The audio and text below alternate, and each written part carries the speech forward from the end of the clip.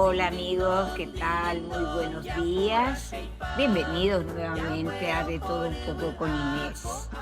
Y cumpliendo un poco con la solicitud de muchos de nuestros seguidores, a quienes agradecemos justamente que nos acompañen prácticamente todas las semanas, tenemos un tema de pronto diríamos profundo, triste, alegre, es una mezcla. ¿Por qué? Porque estamos muy cerca de una celebración, independiente de lo que creamos o no. Es una celebración, pero no siempre este tipo de celebraciones o cualquiera produce el mismo efecto en todos. Por lo tanto, hoy vamos a conversar con nuestro buen amigo Agustín Barúa, que ya lo conocemos, para que nos dé un poquito a ver qué es lo que pasa en nuestros pensamientos quizás o corazones. Muy buenos días, Agustín, ¿cómo estás? Hola Inés, hola Andy, saludo a la gente. Bueno, tenemos el tema, Agustín, Navidad, fiesta, luces, familia, pero no siempre todo eso conlleva sentimientos de alegría o de fiesta justamente. Sí. Eh, una primera cosa quizás para decir es que cuando las emociones toman un carácter de obligación, se desnaturalizan, son afectadas, ¿no? No es lo mismo darle un beso a tu tía que tengo ganas de besarte, tía. Ahí está. En ese contexto, a veces hay un problema con la alegría obligatoria de las fiestas de fin de año, incluyendo el 31, Mm, que son un poco contrarias a la idea de salud mental, ¿no? ¿Por qué? Porque hay efectos muy graves cuando uno se desconecta emocionalmente. Lo emocional tiende a ser lo más íntimo de cada quien. Si alguien dice, ¿qué es en mi identidad, dónde soy más yo? En mis emociones. Porque las emociones son las señales que nos orientan de quién.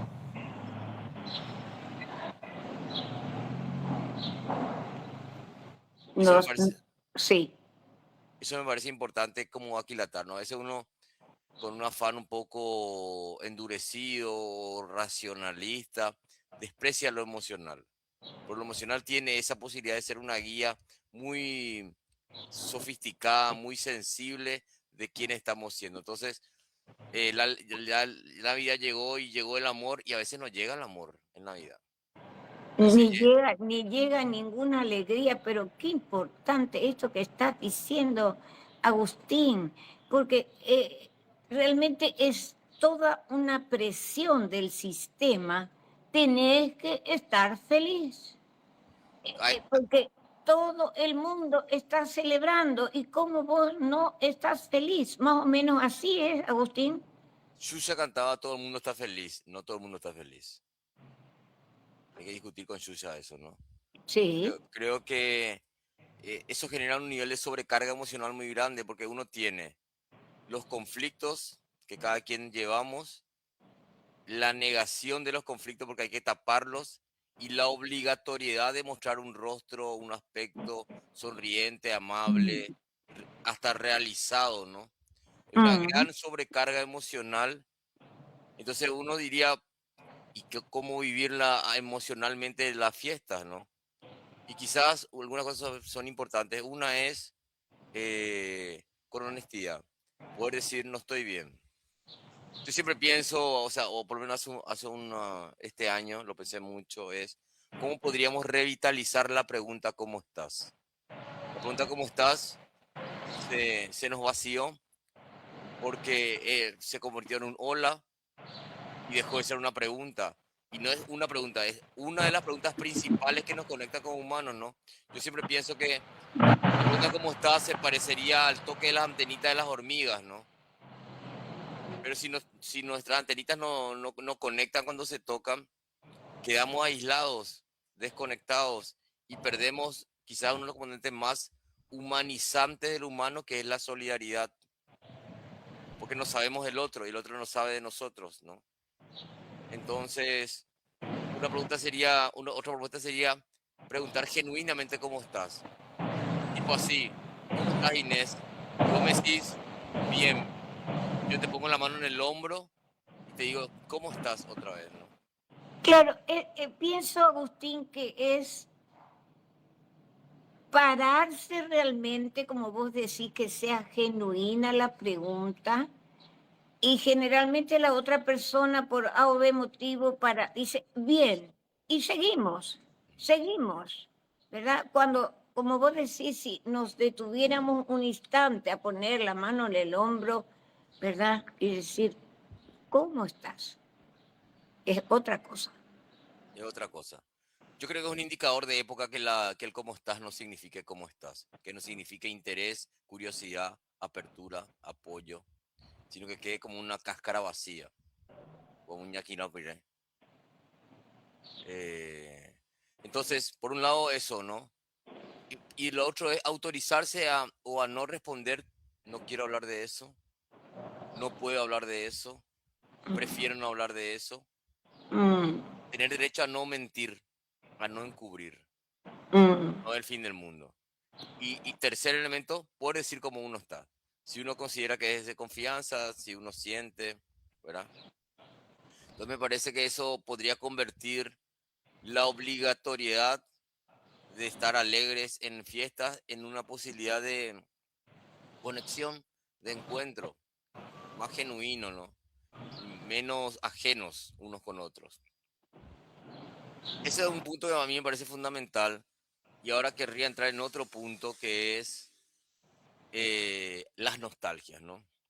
De alguna mm, manera, esa cosa de cambio de etapa de año, esa cosa de la alegría obligatoria, esa cosa de tener que encontrarnos como un mandato cultural en las fiestas, activa de repente lo que no se puede hacer, lo que ya no está, quienes ya no están. Se activan las nostalgias, las pérdidas, los vacíos, ¿no? Y ahí viene una operación que otra vez, por eso siempre pienso que las fiestas de fin de año son un gran ejercicio de salud mental. mm. Viene reconocer nuestros duelos, ¿no?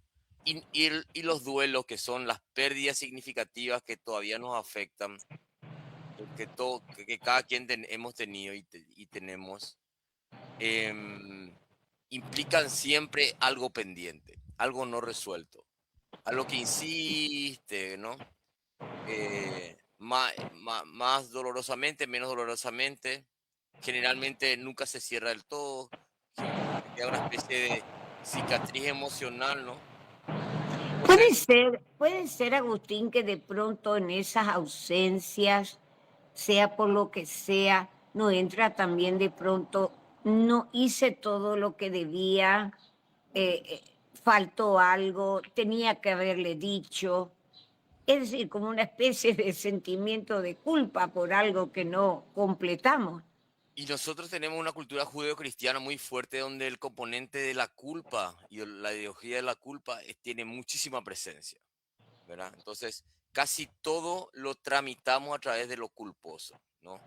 Debí Mm, hacerlo, ¿por qué no lo hice? Si no lo hice, soy tal cosa. O sea, todas las operaciones de lo culposo aparecen a veces de manera impune, como que sin posibilidad de hacer resistencia y uno queda arrasado por lo culposo. Nosotros decimos que lo culposo tiene dos efectos, mortificación y parálisis. O sea, mm. cronifica Las dos cosas terribles. las dos cosas terribles y se sinergizan, se suman una con otra. Por ejemplo, es el dolor que se cronifica y no se apaga, no se atenúa. Y la parálisis es la imposibilidad de la responsabilización y del hacer otra cosa y el de dar vuelta a la página, ¿no?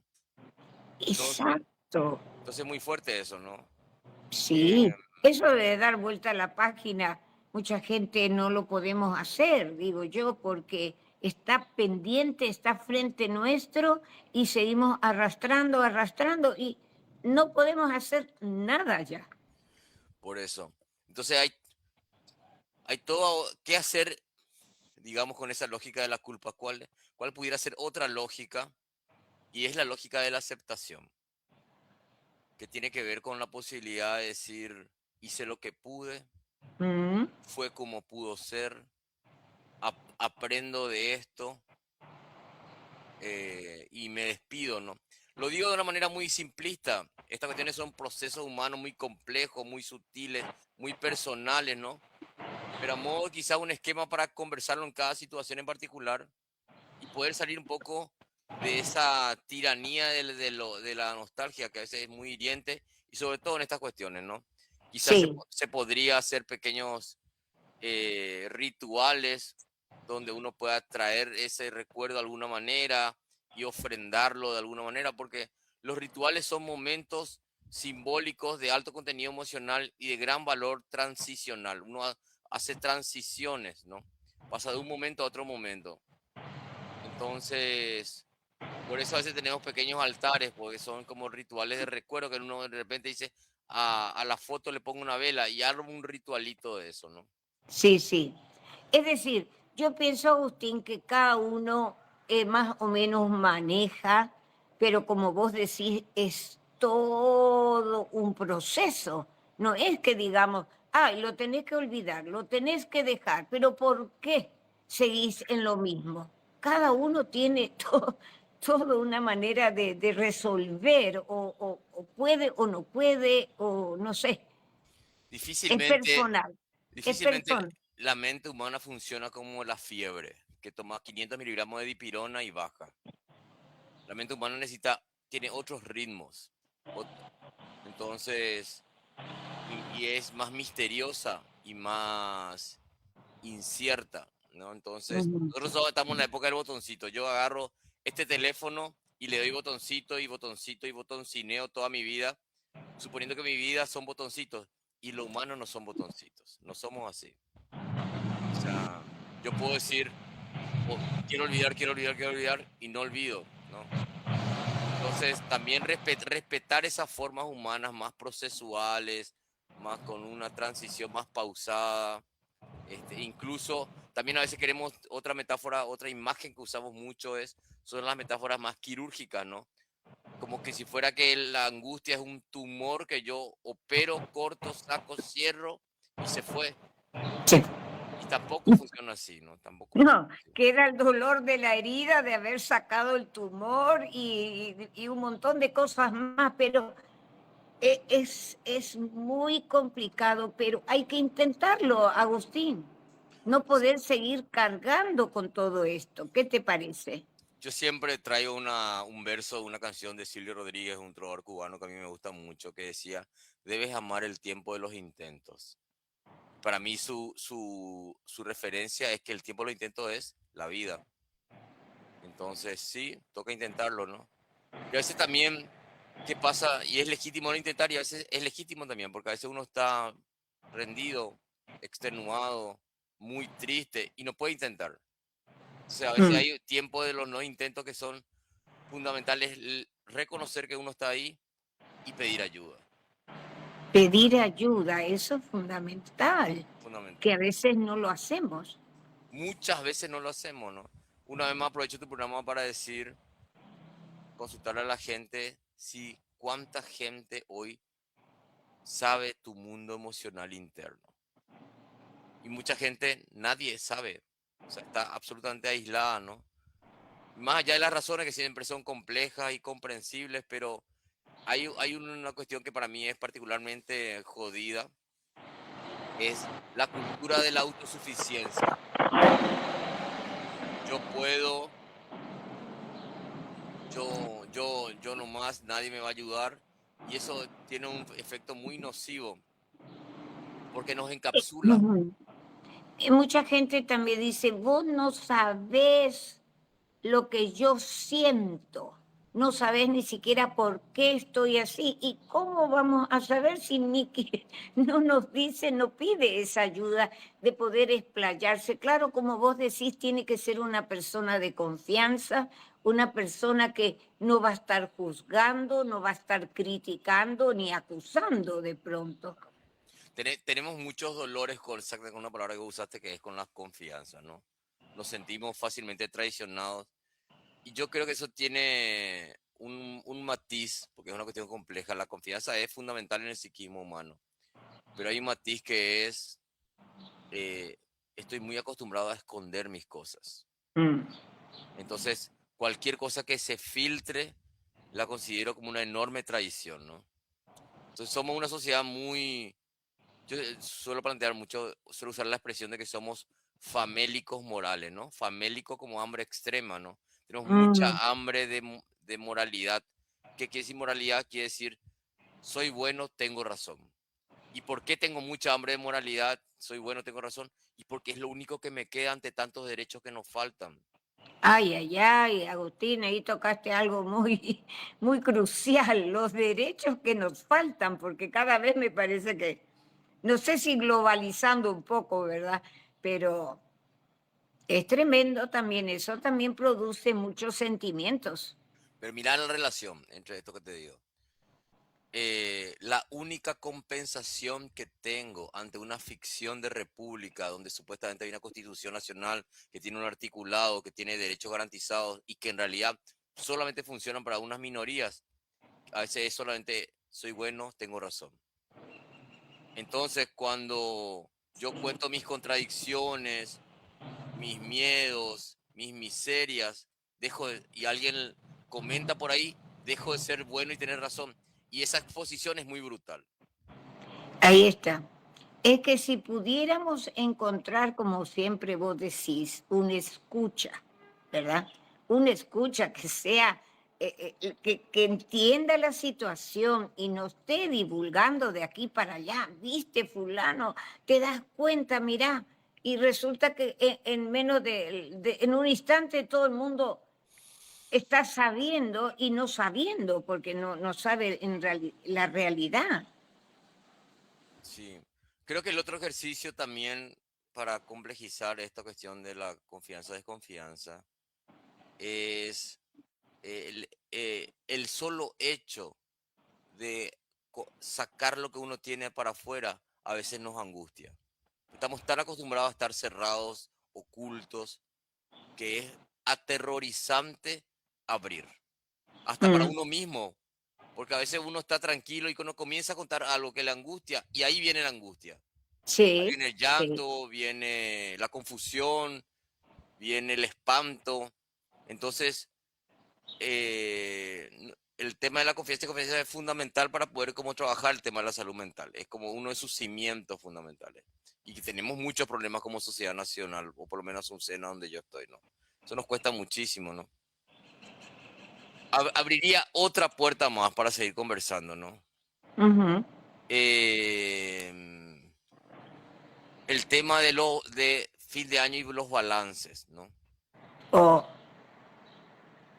Cada quien creo que de alguna manera nos impacta la bisagra de pasar de un año a otro, ¿no? De alguna manera culturalmente construimos la idea de que es como otro tiempo, ¿no? 2025, 2026. Es como una especie de casi un consenso cultural, ¿no? Entonces, al haber una transición, a veces se produce el ejercicio, que es lo que nosotros nos llamamos como balance, ¿no? La reflexión, la evaluación, la vista atrás, la vista adelante, con un poco más de pausa. Y muchas veces no estamos acostumbrados a hacer eso, ¿no? Porque uno puede hacer balances de, no sé, de su empresa, de su sí. negocio, de la vida académica de su hijo, pero un balance personal, íntimo de la existencia no es un ejercicio habitual y tampoco fácil, pero, Mm. pero yo creo que sí es necesario, ¿verdad? ¿Y cómo haríamos, Agustín? Nos sentamos, agarramos un cuaderno, una hoja, anotamos todo lo que hicimos, lo que no hicimos y lo que pretendemos hacer en el 2026. ¿Cómo haríamos un balance que realmente nos sirva? Yo creo que no hay una fórmula única, ¿no?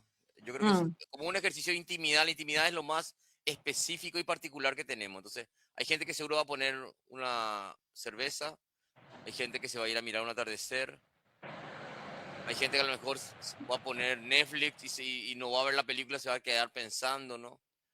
Pero sí, quizás los componentes de que los balances, un balance tiene que ver con lo reflexivo, entonces pensar cómo pensamos, ¿no? No solo pensar, sino mm, evaluar nuestra forma, cómo nos relacionamos, o sea, es como tomar distancia de uno y mirarse, ¿no?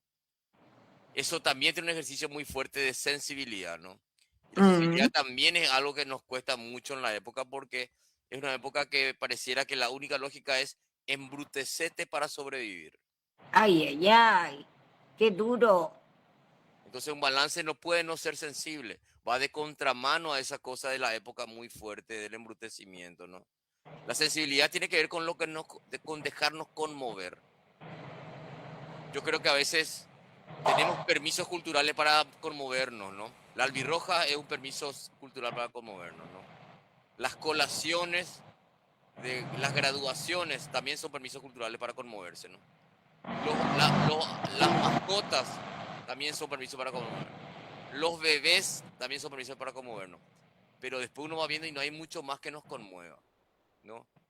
Entonces me parece importante hacer una pausa para cuidar, para que emerja lo sensible, ¿no? Porque lo sensible nos va a dar una Pero guía. eso, Agustín, realmente demanda mucha valentía, me parece a mí. Manuel. Como vos decís, sentarse y mirarse a uno mismo y ser sincero también con uno mismo, honesto. Decir, bueno, no lo logré o no pude, en fin, puede ser hasta doloroso. Nosotros pensamos que la valentía es, me dicen acá, pero, y yo me moqueteo. La valentía es este ejercicio de conexión íntima con uno mismo. Es el espejo y poder verse. Esa es la valentía para mí en clave de salud mental. Y es fundamental y como vos decís, coincido, asusta, espanta. Sí, claro. Uno no, Bueno, lo dejamos. Seguiré mañana y cuando de pronto ya en un instante estamos en el 2026. o no estamos más, Ay, tenés razón. o no estamos más. Y entonces, es un momento donde yo creo que yo siempre diferencio los cuidados de dos tipos, ¿no? Los cuidados de energización y los de transformación. Y yo creo que en la solución tenemos mucha cuidado de yo ir bien, ponerle. Entonces, eso me da energía. O viajo para recrearme. Pero, y eso es imprescindible. O sea, sin energía no se puede. Uno se apaga, se va. Claro. Ahora, nos cuesta más validar y hacer los cuidados de transformación, que son la capacidad de pregunta, la capacidad de reflexión, la capacidad de rebeldía, la capacidad de despedida, la capacidad de libertad. Porque eso nos cuesta más porque venimos de una sociedad histórica y actualmente muy autoritaria y esos cuidados siempre han sido castigados porque Mm. amenazan los status quo, amenazan la desigualdad y los privilegios. Entonces uno aprende como a atenuar uno y a sobrevalorar lo otro, ¿no? Yo que trabajo en clínica, muchas veces escucho a la gente pegada a la idea de viajar como una especie de oxígeno para sobrevivir, pero no solamente para recrearse. Me anoto, me anoto en eso. Claro, es también una... Sería, Agustín, como huir un poco de algo que no se puede resolver creyendo que yendo a otro lado venís y encontrás todo resuelto o qué. Yo creo que son dos cosas, ¿no?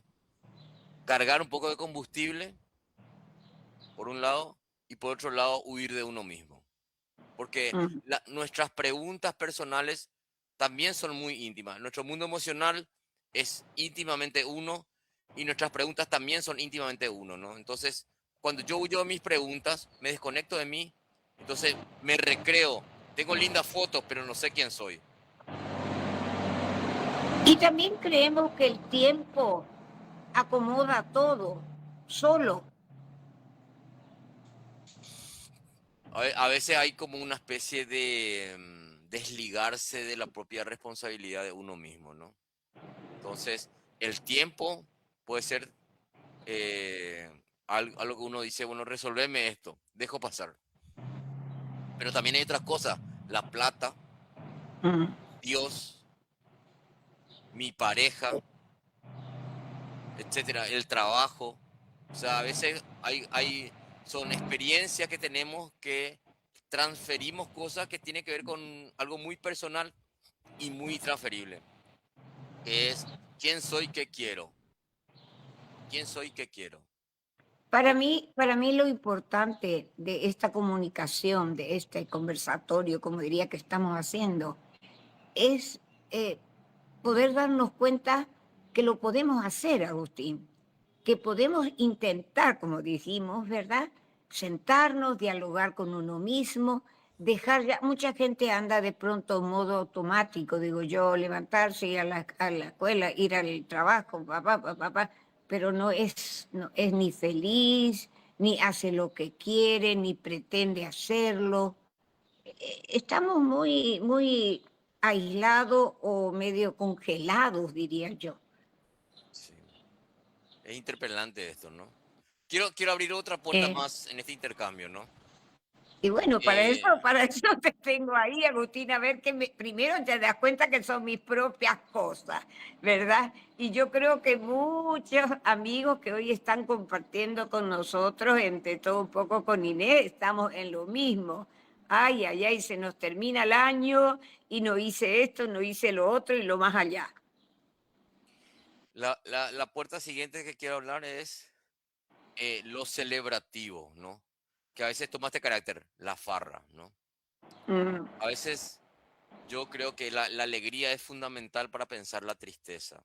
Entonces, hay un derecho humano en salud mental a lo festivo que es fundamental.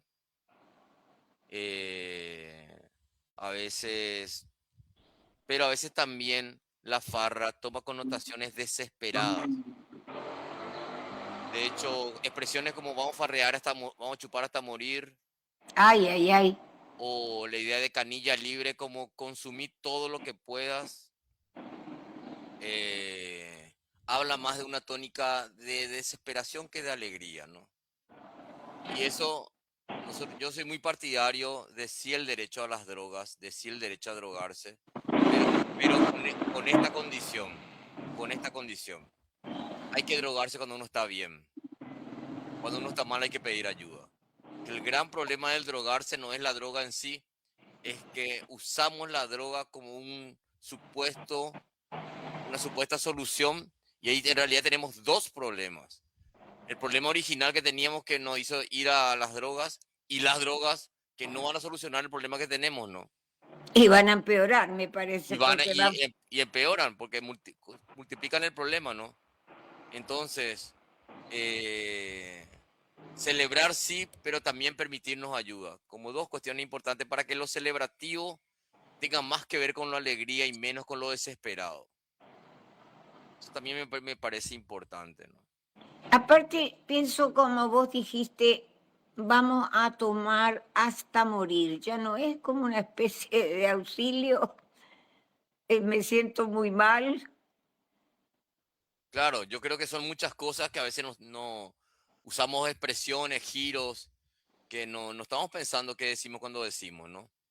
Que hay un deseo de muerte en esa fiesta. Sí. Entonces eso no se escucha, pero está y opera en lo que hacemos, en lo que elegimos.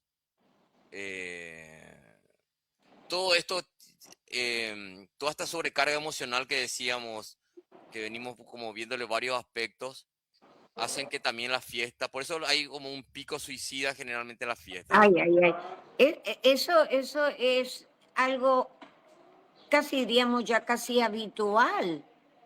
Y es terrible porque ahora, en estos días que faltan todavía, y a lo mejor alguien que esté conectado en este momento con nosotros, Agustín, pueda decir, voy a pedir ayuda.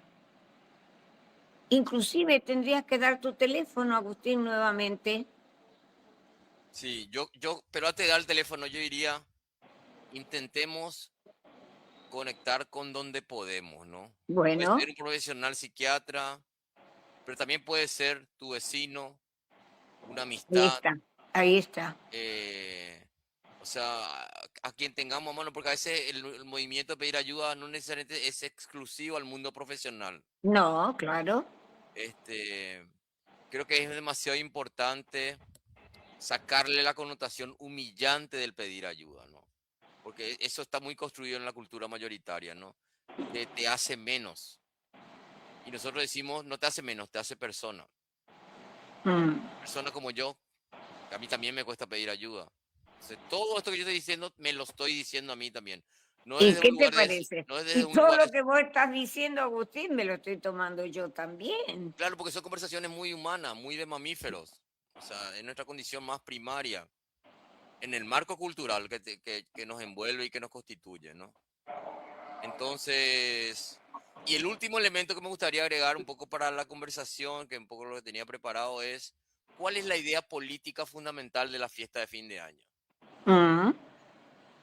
¿Por dónde pasa la idea política, no? Sí, para mí lo político, ya que menciono el concepto de lo político, tiene que ver con construir lo sensible para producir lo común. Lo común es lo que nos vincula, lo que hace que vos y yo tengamos algo compartido, ¿no? Porque lo común no es solamente tu club de fútbol o tu ideología política.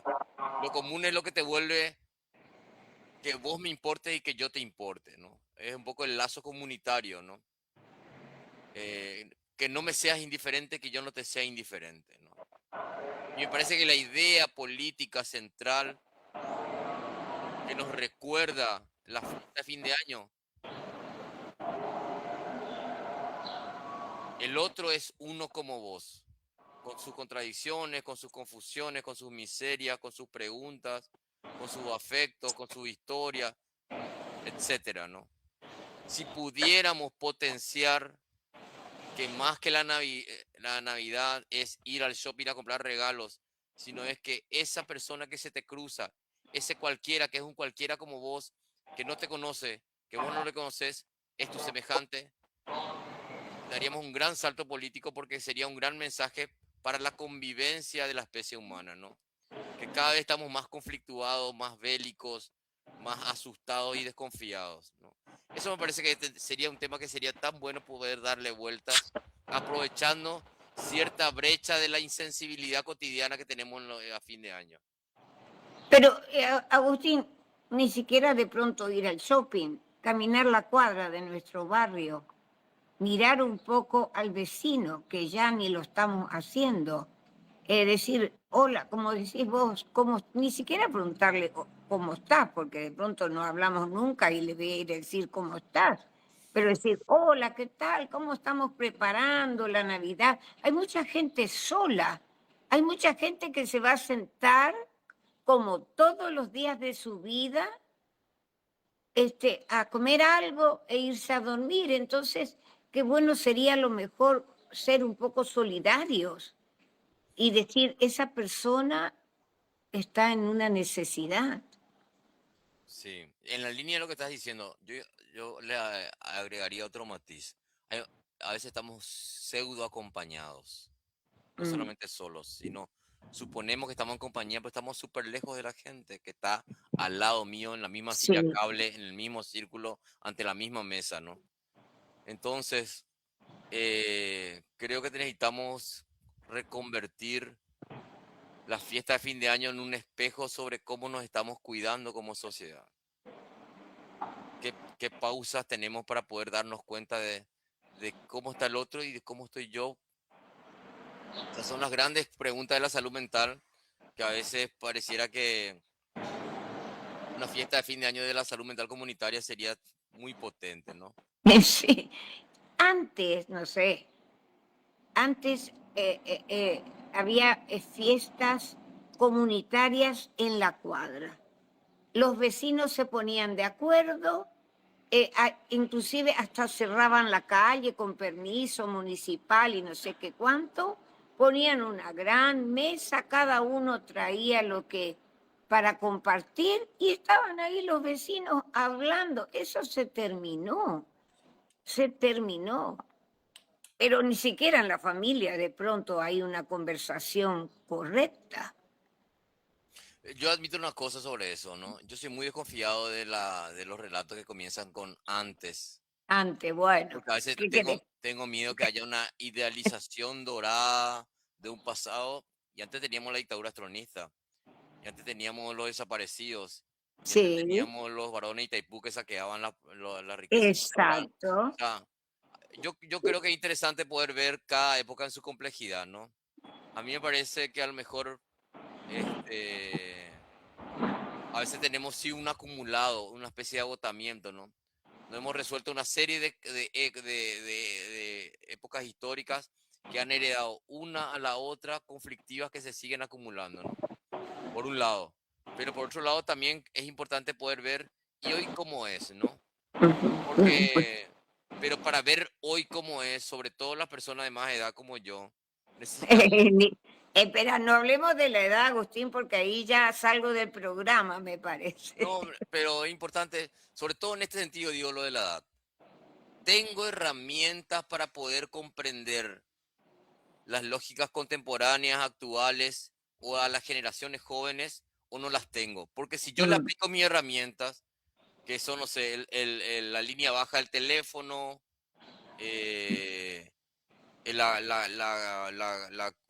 cola para llamar a un teléfono público con una ficha, por decir un sí, par de aspectos tecnológicos. Y ahora la gente no escucha cassette, escucha Spotify. ay, sí. Entonces, desde lo tecnológico, que es el ejemplo que a veces que damos más clásicamente, pero también las sensibilidades de época, ¿no? Y voy a dar una sensibilidad de época para mí muy fuerte, pero quiero decirlo, ¿no? Para la mayoría de los jóvenes humildes de este país, que son muchísimas personas, la sociedad, ¿qué le ofrece? Migrá o matate. Migrá o matate. Andate de este país porque acá no te vamos a dar oportunidad o de alguna manera destruite y destruí. Así mismo. Entonces, yo a veces digo, ¿cómo se siente tener 19 años en este país? Yo no sé, yo estoy re lejos de los 19 años y mis 19 años no me dicen muchas cosas a los Claro, 19 de hoy. no, Entonces, en eh, absoluto. es un gran desafío poder conectar con realidades donde uno no tiene las herramientas de la vivencia directa, porque la vivencia directa la tienen estas generaciones jóvenes que están mirando cómo está su escuela, de qué sirve la universidad, cuál es el empleo que hay, cómo hay privilegios si es que vos te esclavizás a un partido político y les votás, etcétera, etcétera, etcétera, ¿no? Entonces, ese es un gran ejercicio, me parece necesario. Y ponerse un poco en el lugar de estos jóvenes, ¿verdad? Que para mí hay mucho sentimiento, casi, no sé si diría angustia, ¿verdad? Porque aparentemente lo pasan tan bien, ¿verdad? Pero para mí hay mucha desesperanza. Eh, Inés, yo no veo eso. Yo ¿No? siempre cuento una cosa, ¿no? Cuando yo estudié medicina y cursé la materia de psiquiatría en el año 95, ¿sí? 95. Y ahí la curva estadística suicida paraguaya tenía dos picos. O sea, la gente se mataba más en ancianidad y en juventud. Sí, Hoy en día, 3 de cada 4 suicidios son juveniles. O sea, la mayoría de los suicidios son juveniles, ¿no? Y uno dice, estás en la flor de la edad, sos la esperanza de la patria, qué lindo que sí, sos, y con enorme medida suicida al mismo tiempo, ¿no? por Entonces, eso. no, yo no veo que la pase también. Yo No, no, generalmente pienso, aparentemente nosotros los adultos, cuando miramos un joven con su celular, con su música, ay, aparentemente digo, bueno, están bien o son felices, pero no es así, yo a sé, por veces, eso te digo que hay mucha sí, desesperanza. sí, sí, sí. A veces también nos quedamos en un ejercicio rápido de análisis y vemos aspectos, ¿no? Entonces uno ve, no sé, cierta moda, cierto cuerpo con una belleza hegemónica mayoritaria de lo que se considera hoy que es bello, pero no vemos emociones, no vemos sentidos. Y aparte, y entonces se imposibilita la conexión y la posibilidad de ayudarnos, ¿no? Porque nos quedamos con un ejercicio mucho más superficial. Claro. Y acordate que se les dice la generación de cristal, y no Sí, sé qué otra cosa más también. claro que lo hemos discutido mucho. Para mí eso es Sí, parte de nuestra brutalidad de época, ¿no? Nos asusta que ellos se conecten con sus emociones porque nosotros no sabemos y no queremos conectarnos con nuestras emociones. Entonces, les descalificamos y les castigamos, ¿no? Es parte del horror de la época, yo creo, ¿no? claro que sí. Bueno, no sé si de pronto Andy dirá si hay alguna pregunta, pero como hemos ido Y tenemos unas contestando. cuantas. Ah, bueno. Dice justamente acá, doctor, dice, la consulta. He perdido a mis padres este último año y quisiera saber cómo poder empezar a sanar para poder pasar estas primeras fiestas sin ellos. Sí. En este tipo de cuestiones yo siempre quiero hacer una salvedad que es, no conozco ni voy a conocer probablemente a la persona que puede hacer esta pregunta. Y sería fundamental conocernos, ¿verdad? Porque una pérdida tiene siempre primariamente que ver con qué sentís vos, Inés, o vos, Andy, o esta persona con esa pérdida. Porque mi pérdida no es tu pérdida. Y mi pérdida hoy no es mi pérdida mañana. Entonces, particularizar la escucha sería fundamental. Sería eso un primer punto. El segundo es, he perdido a mi padre, es un gran paso ya. Reconocer que uno perdió es un gran paso ya. Porque a veces pensamos que el duelo está entero y uno ya comenzó a transitar y a reparar su duelo, ¿no? A veces uno niega que murió la persona, está tan alterado, tan conmovido, tan movilizado que uno dice no puede ser, uno no acepta. A veces el dolor de las pérdidas en su primer momento es no acepto la pérdida. Claro, como vos decís, el decir he perdido a mis padres ya es el primer paso y seguir trabajando un poquito con esa idea, porque hay veces, como vos decís, eh, entro en una pieza y parece que lo veo, dice la gente, ¿no es cierto? Porque está todas sus cosas allí, sus ropas, todo lo que usaba, su habitación. ¿Qué pensás con eso de mantener todo eso como si estuviera vivo? Yo creo que los procesos de reparación son muy particulares, ¿no? Eh, Creo que a veces, por ejemplo, en los manuales de psiquiatría se habla que un duelo es patológico, o sea, en vez de un duelo enfermo, digamos, si se prolonga más de un año. Pero a Mm, veces, yo recuerdo estaba leyendo un texto sobre la relación con los muertos. Una persona contaba que, por ejemplo, cada vez que salía de viaje, tomaba los zapatos de su abuela y se iba de viaje con los zapatos de su abuela puestos. Decía, mm, yo me llevo a mi abuela conmigo, ¿no? Entonces, si cuando hablamos de duelos y muerte, que sería un poco el ejemplo particular en este caso, hay presencia de la muerte en la vida, ¿no? Entonces, quizás de la vida en la muerte ya sería como más complejo decir, pero nuestros muertos están, porque tiene que ver con nuestra historia, tiene que ver con quiénes somos. Entonces, ¿cómo no darles un lugar? claro. Yo creo que en ese sentido hay que, esto que vos decías de mantener el lugar, yo no le juzgaría a nadie, ¿no? Yo siempre recuerdo una anécdota, una historia que me contó una mujer en el barrio republicano, que vino también por la muerte de su pareja reciente, ¿no? Y ella me decía, me dijo en una consulta que tenía la costumbre de ver con su esposo la tele sentados en el borde de la cama, ¿no? Y ella mantenía ese hábito, ¿no? Se sentaba en el borde de la cama a ver la tele, los noticieros. Y a veces sentía que se iba allá de costado porque sentía que su marido se sentaba a su lado y en el colchón. Mm, Entonces, hay muchas formas de hacer presente la ausencia, ¿no?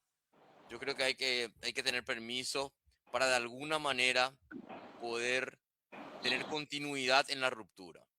Que continúa aunque se terminó. claro. Y eso tiene que... Seguir, Sí. seguir, porque uno sigue vivo. ¿Otra pregunta, No, Andy? no, no, espera, Ah, no. Pero yo bueno, bueno, digo una dale. cosa.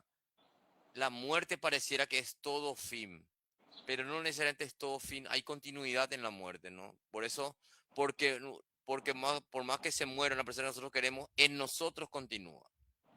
Entonces es todo un proceso construir esa continuidad cuando la persona ya no está físicamente, ¿no? Así mismo.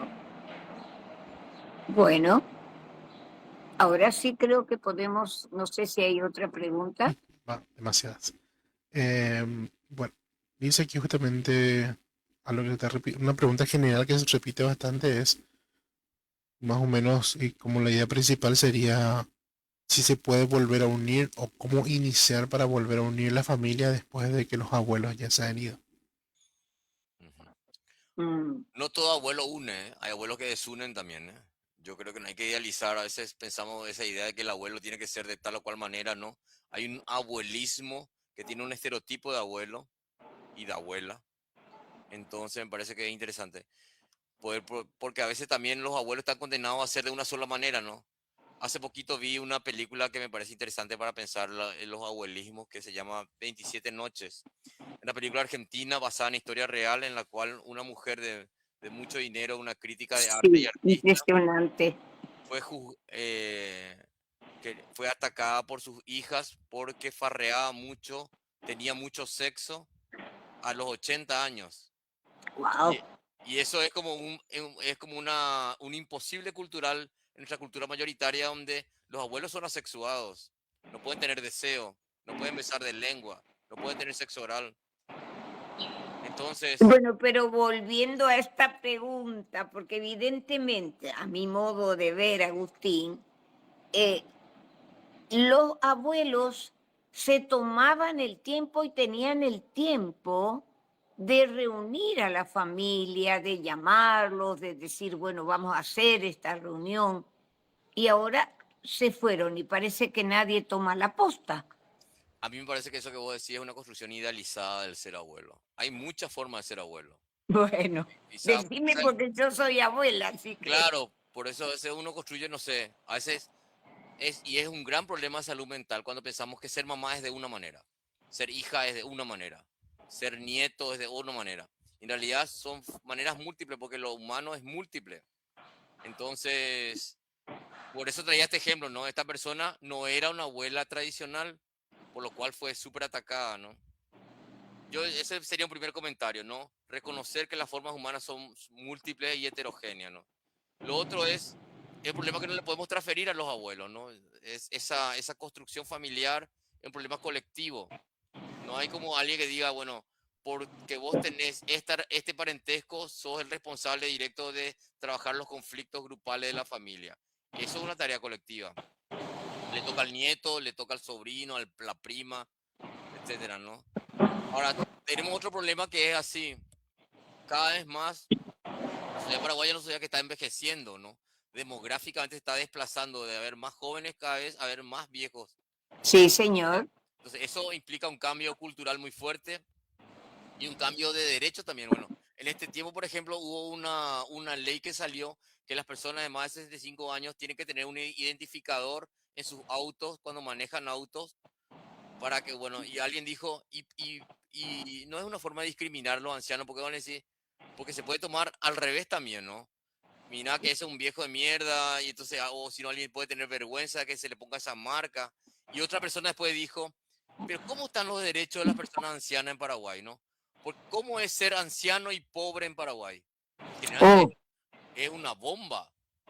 Cuando yo trabajaba también en salud comunitaria, me tocó ir a casas de personas en barrios de clase media baja, no barrios populares como los barrios bañadenses, barrios media baja, y encontrar ancianos y ancianas solas.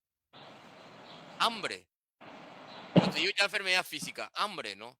Entonces, yo creo que es un gran problema que tendríamos que darnos mucho tiempo y agradezco la pregunta para pensar cómo es ser anciano en este país tan desigual y tan injusto, ¿no?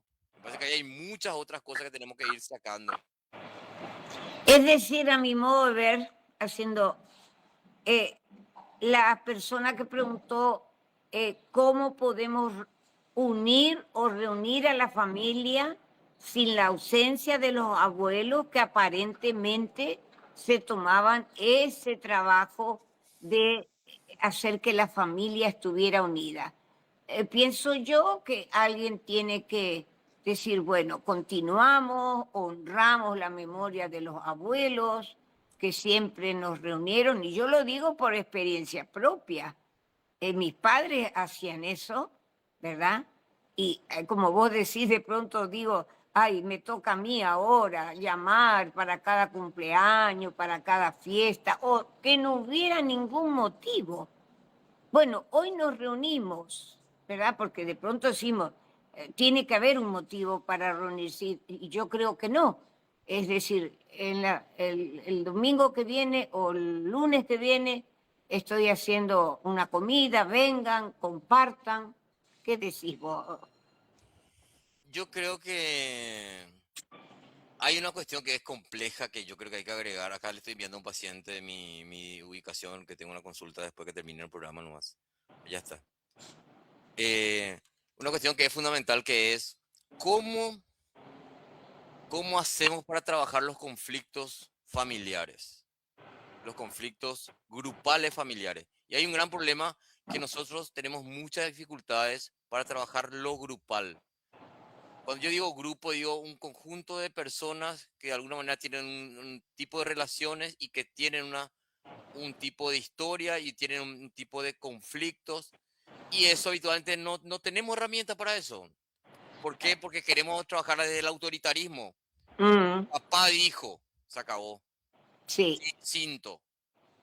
Ni en Botaúd somos una familia feliz, acá no pasa nada. Se niega, se dice en la psicología, ¿no? La conflictiva. Con drogas, chupando. El principal psicofármaco azuceno es el alcohol.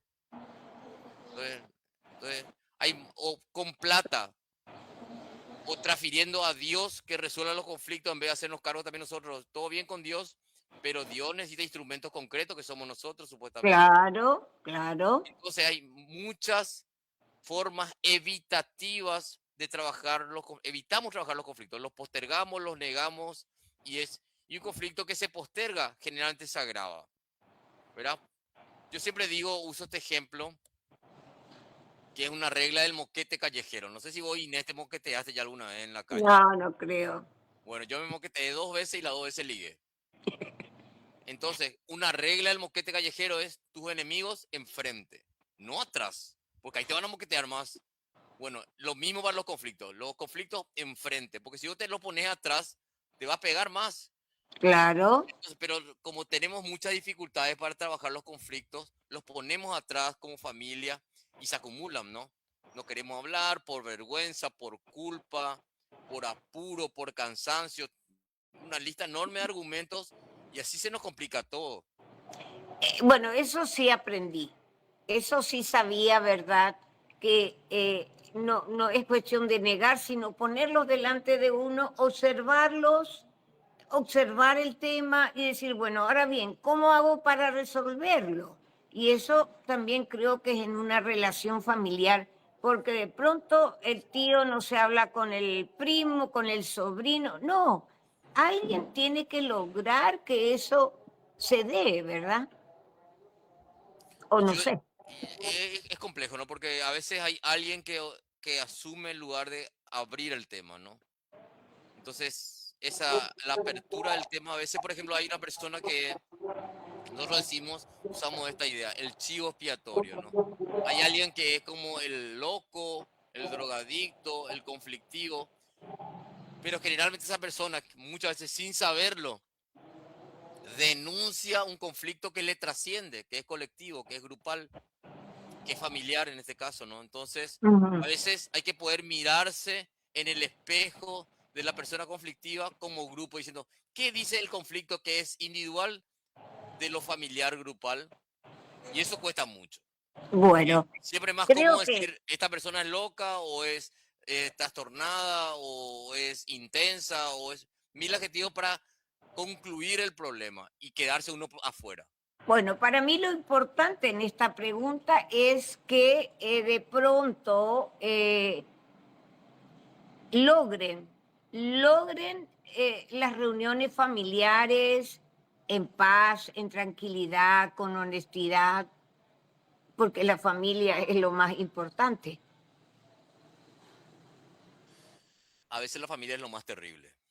Yo sé, yo sé que de Entonces, pronto es terrible, yo creo, por ejemplo, hay una creencia muy fuerte, hay que decirlo también, de que la violencia sexual es mayoritariamente en la calle, afuera, pero la pero violencia sexual es mayoritariamente en la familia. en la Entonces familia. necesitamos desidealizar la familia para que sea menos una trinchera romántica y a la vez podamos ayudar a la familia a que se sanen más, ¿no? Porque a veces es como, hay como algunos valores.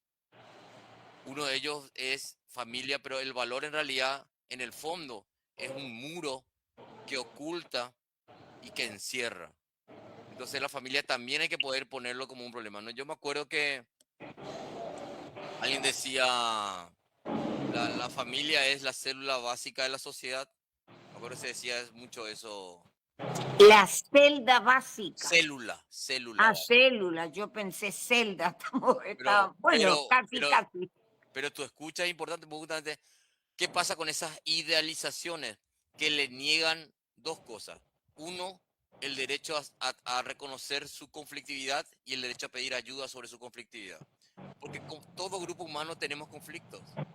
Bueno, Con- pero si lo intentamos, vamos a volver de pronto, Agustín, a que si realmente nos estamos acercando a una celebración, a un fin de año, ¿verdad?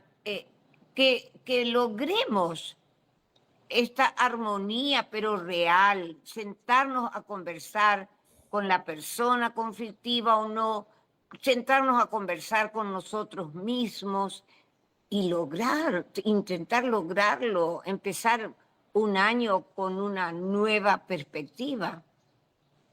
Ojalá, ojalá. Yo creo que Sí, pero tenemos que hacerlo. estamos cerrando el programa.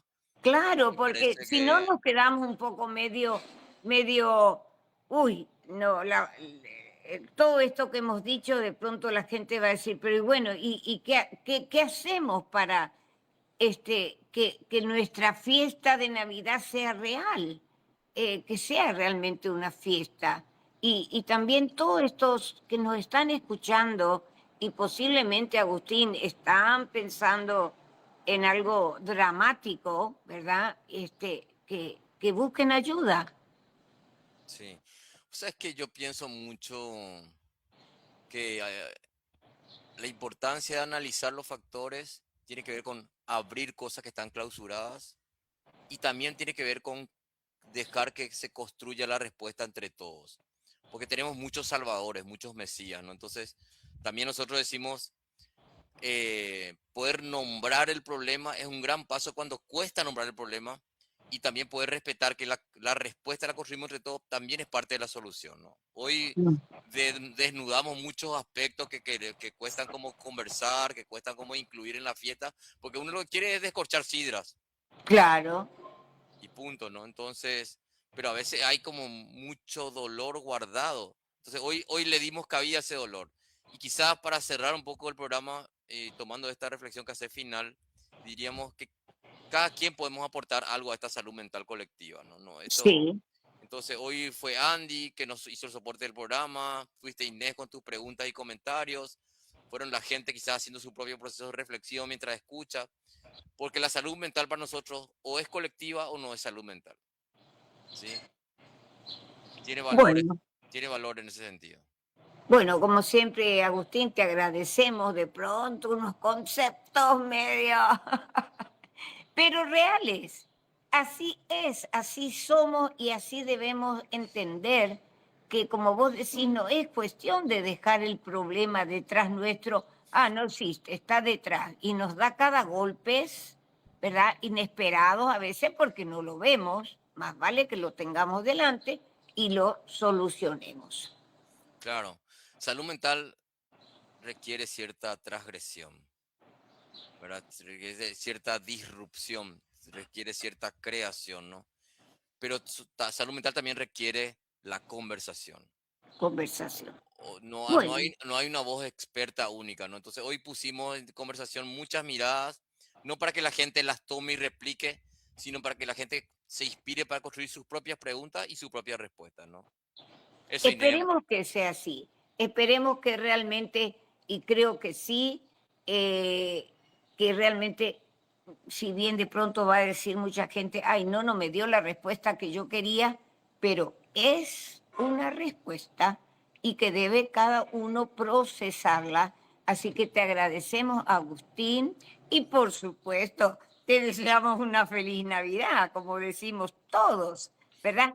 Una feliz Navidad y un próspero año nuevo. Vamos a tomar ese cliché y vamos a dejarlo así. ¿Qué te parece? Que no, me parece que hay que agregar Y si tu Navidad es infeliz, que pidas ayuda y no te quedes solo. Ahí está. Eso es fundamental y te agradezco que lo digas porque realmente, queridos amigos, no se queden en el dolor profundo o no, en respuestas que no, de pronto en preguntas que no tienen respuesta, busquen ayuda. Gracias, Agustín. A Nos vemos ustedes, el año que viene. un abrazo. Dale, hasta luego.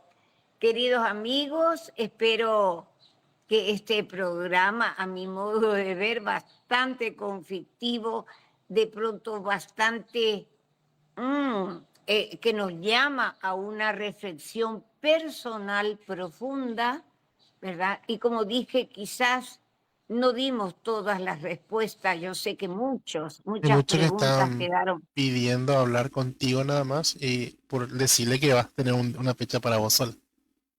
Claro, justamente, primero, aquí estoy yo. Ya ustedes me conocen, hace años que estamos compartiendo. 0982 33 43 11. Por favor, si alguien por lo menos cree que yo puedo ayudar en algo, por lo menos escucharlo, por lo menos decirle, te entiendo, comprendo, comparto contigo. Así que llámenme. Y el 31 vamos a estar conversando. Voy a estar yo sin nadie a quien entrevistarle y vamos a tratar de contestar desde un principio todas las preguntas.